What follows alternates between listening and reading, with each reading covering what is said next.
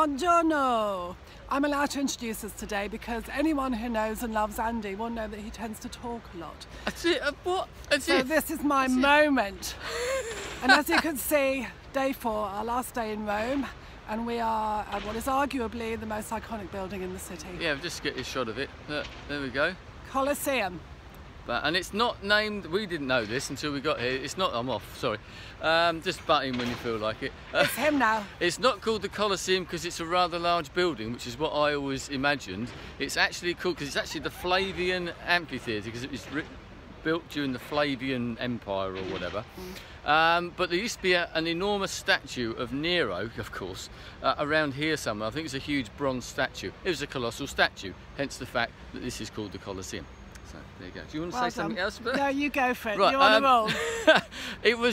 This held 50,000 people, would you believe? And it was covered in like a marble. Was it travertine or something, which is actually like marble. So it's, what was that? It was a huge explosion or something like that. And which is like a form of marble, so it's white. And so this must have shone in the sun. It must have been absolutely unbelievable. And in all of the arches there were statues. Yeah, little statues, marble statues and that as well. I mean, this was built around, I think, was it Titus or something who had this commissioned in about AD 70 or whatever. It was finished in AD 80. And I thought earlier on, that's just a year after Vesuvius erupted and buried Pompeii, sort of put it into sort of historical context. But a pretty amazing place. It said held 50,000 people, and a bit like yesterday, like we were talking about going to the Forum and trying to get a flavour for it, and you were saying was trying to put yourself in as if you were there, if that makes sense. Well, you can't see very much of the original marble that would have covered the whole building, but there are small areas where the original floor is there. And I just stood there for a moment and kind of let the feelings come up through my feet.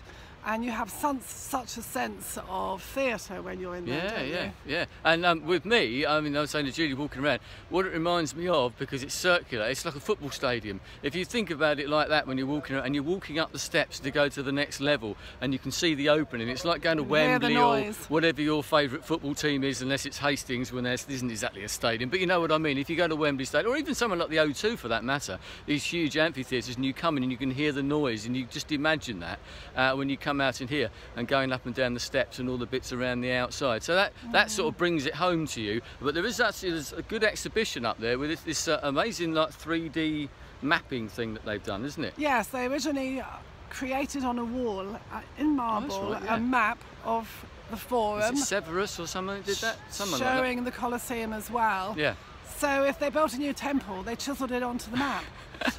So there were tiny, about 15% of that map is left, so they've managed to piece together how it would have looked, and therefore putting into context the buildings that we've seen yesterday and today. And they made a 3D model, and you can, with like a film, and you can watch that, which, as Julie says, really puts it into context. And you might have understood, it's actually raining here a little bit, so we've been real true Brits. We are.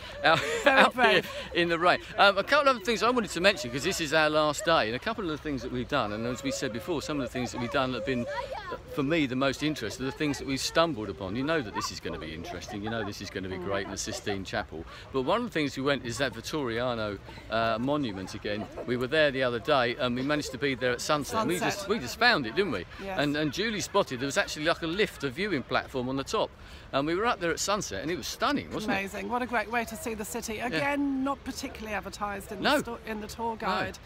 But yeah, we happened upon it and it was a really special moment, wasn't it? Yeah, I mean, because it's a 360-degree view of the city. Obviously, it's not far from here, the Colosseum. You could see that. You could see the Vatican area and everywhere. And there was also thousands and thousands of starlings, or I don't know, I think they were starlings, doing their sort of murmurations in the sky before coming in to land on the trees that surround that particular area. Just for us, yeah. But that was something special. Anything in particular that stood out for you? Because that's one of the things. I mean, there's loads, and we could be here for hours. Yeah. But I think it's that, as we said yesterday, that Rome is so walkable. So we've discovered.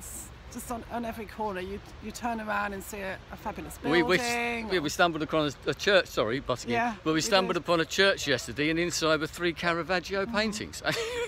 What? Like you do. But also just you just have a sense of the old city, don't you, when you're walking around? But last night Beautiful. we wandered around and we went back to an area called the Bus, which is very good. You know, it was very cheap and with the locals. And found a nice little restaurant and everything as well, just by wandering around and, you know, going off the beaten track. Anyway, I think we should stop because it's getting a bit wet. Even for us Brits, it's getting a little bit damp. So we're going to heading off back to the airport. I've certainly enjoyed it. It's been good, isn't it? We've had a ball. Yes, I would certainly encourage anybody to come here if you haven't, and all those people who said I would love it, I do. So it's arrivederci from us. Ciao. Ciao.